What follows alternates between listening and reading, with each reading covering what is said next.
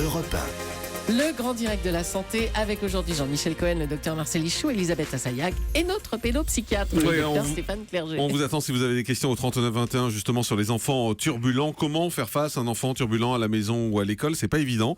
Que faire quand il court dans tous les sens, qu'il aime crier ou se rouler par terre? On va voir ça avec vous, docteur Stéphane Clerget. D'abord, finalement, qu'un enfant soit turbulent, c'est normal. C'est normal s'il C'est l'est un enfant. Oui, c'est normal s'il ne l'est pas tout le temps. C'est normal surtout s'il est entre 2 et 6 ans et entre 11 et 13 ans.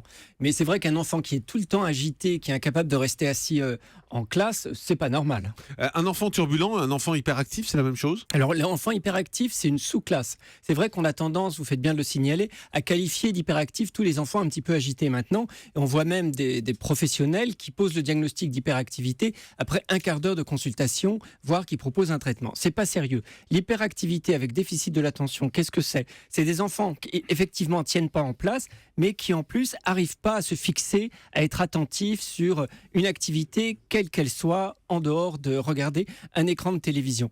Mais c'est un diagnostic d'élimination. Il faut éliminer d'abord toutes les autres causes de turbulence. Et je vais vous donner un petit truc. Votre enfant hyperactif à l'école, c'est un enfant qui n'a pas de copains.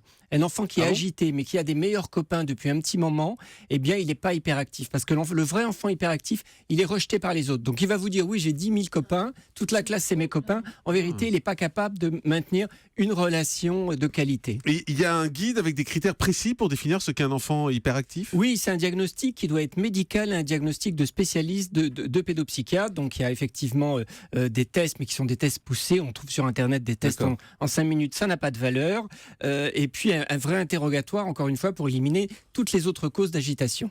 Précisément, pourquoi un enfant peut être turbulent? Est-ce qu'il y a des causes? Alors, un enfant peut être turbulent parce qu'il y a un dysfonctionnement familial. C'est le cas, par exemple, d'un enfant qui jusqu'alors ne l'était pas et qui se met à le devenir. Un dysfonctionnement familial, ça peut être, par exemple, des conflits dans un couple. Ça peut être aussi un parent qui ne va pas bien. Il faut aussi savoir se remettre en question. Il ne s'agit pas de culpabiliser, mais de se dire s'il y a un changement dans l'environnement de notre enfant, eh bien, l'enfant va réagir, surtout s'il est très jeune, en s'agitant, en devenant turbulent. Donc il peut y avoir une cause, un parent très malade. Donc ça, il faut déjà éliminer ces causes pour rassurer l'enfant. Donc c'est d'abord un signe d'anxiété. Après, ça peut être un problème éducatif. Des parents qui ne savent pas, qui n'ont pas appris, qui ne sont pas capables de mettre les bonnes limites au bon moment, de valoriser l'enfant quand il faut le valoriser. Mais ça veut dire que ça peut être des parents pas assez sévères?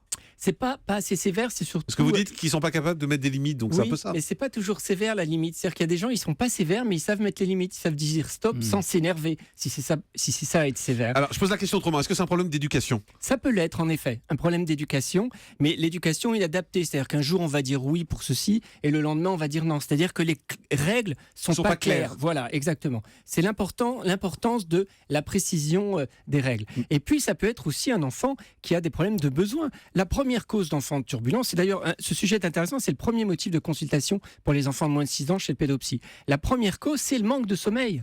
Un enfant turbulent, on vérifie s'il a son quota de sommeil. Est-ce qu'il a bien ses 10 heures de sommeil par jour? C'est la première cause. Une autre cause moins fréquente mais intéressante, c'est une mauvaise alimentation. Je laisserai le docteur Cohen peut-être parler de ce sujet-là, mais il semblerait qu'une alimentation de mauvaise qualité, trop sucrée ou trop grasse chez les enfants, favoriserait des troubles du comportement. Parce que ça l'excite en fait, ça l'énerve? Oui, c'est ça? c'est un effet excitant. Docteur Cohen. Oui, effectivement, non seulement il y a une mauvaise alimentation, qui est également le signe, probablement, Stéphane le confirmera, d'un trouble relationnel parent-enfant, c'est-à-dire qu'il n'y a pas d'éducation, on le laisse manger comme il veut. Et deuxièmement, il y a eu certains colorants alimentaires qu'on trouve dans les bonbons des enfants, dans la confiserie, qui ont été accusés d'avoir la possibilité de déclencher de l'hyperactivité chez les enfants. Mais ils y sont encore, ces colorants? Alors, on essaye de les éliminer bannis parce que la preuve n'est pas formelle. Je crois que c'était le rouge carmin de mémoire. Et ces colorants ont posé un problème dans la mesure où on a attribué une corrélation avec l'hyperactivité. Alors là, docteur, on a essayé de comprendre pourquoi l'enfant pouvait être insupportable. Reste le comportement. Maintenant, comment se comporter face à un enfant turbulent? Alors le traitement de la cause, si c'est parce que les parents sont divorcés ou parce qu'il est embêté à l'école, et bien évidemment on règle le problème. Les parents continuent de divorcer, mais on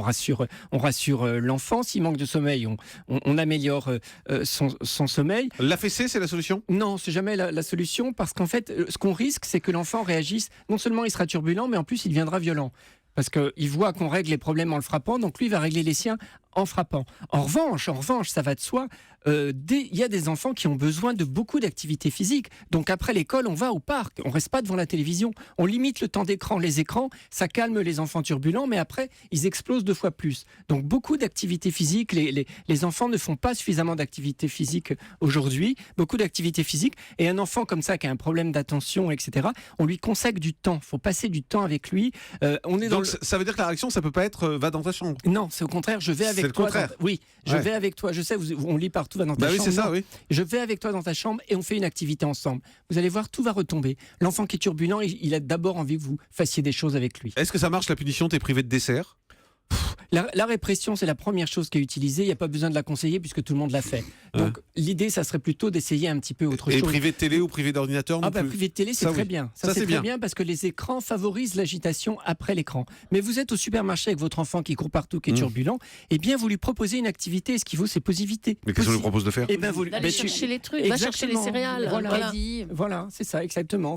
Vous l'associez. Donc, un enfant turbulent, il faut lui proposer une activité. Alors, c'est vrai qu'il y a des enfants qui ont un déficit de l'attention. Donc, eux, il faut une activité à la fois, une consigne à la fois. Il y a une prise en charge particulière de l'enfant hyperactif avec déficit de l'attention. Mais ça, le mieux, c'est de consulter.